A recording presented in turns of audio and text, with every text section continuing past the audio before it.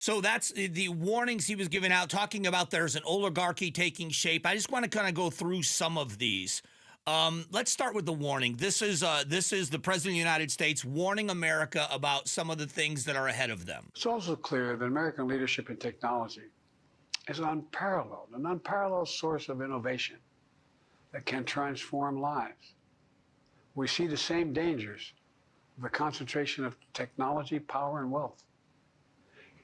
You know, his farewell address, President Eisenhower spoke of the dangers of the military-industrial complex.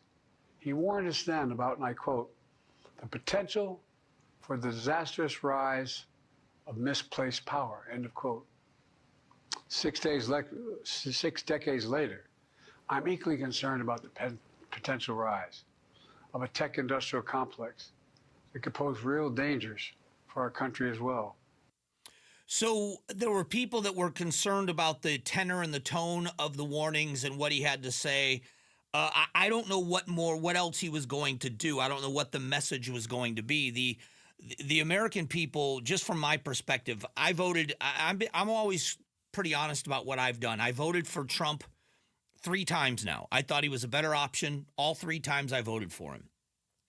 But I understood why America voted for him instead of Hillary Clinton. And there was a big section of America that couldn't believe it. As a matter of fact, they were the original election deniers. I know people hate hearing that, but go back, just do yourself a favor.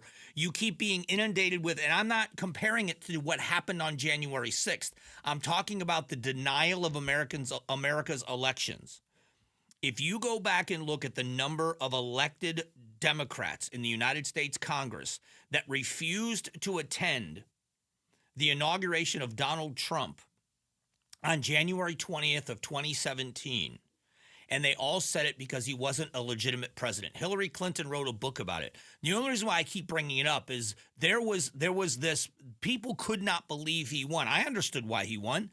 He took a message to voters. He broke down the walls. Whether you agree or not, I will tell you, I think he broke down the walls with an American workforce.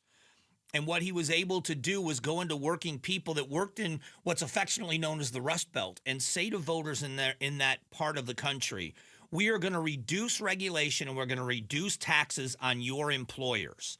So they will repatriate dollars and repatriate jobs to America. Now, whether you agree that that happened or not, that was the message. So that your jobs at $30 and $40 an hour are going to be secure, and the rest of you are not fighting, so you have to work 2 jobs at $15 an hour each just to make ends meet. And they believed him. And by very small margins, he was able to beat Hillary Clinton.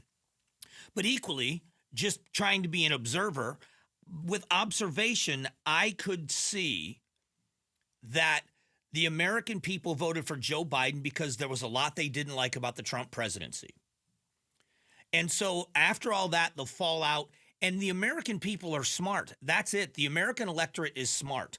They watched 4 years of Biden policies. They watched 4 years of being told that inflation was transitory, 4 years of saying that the border is secure, 4 years of the direction that we've been heading, massive inflation, all of the things that have happened. And they also watched the trials and the conviction and the accusations of Donald Trump. And in the end, they voted for Donald Trump over Joe Biden. You call it what you want. People make excuses. And if you can keep making them, if you keep making excuses, you're never going to get better. But I don't know what the president was supposed to do in his farewell address. His approval numbers are really low. The satisfaction by the American people, his approval numbers are low.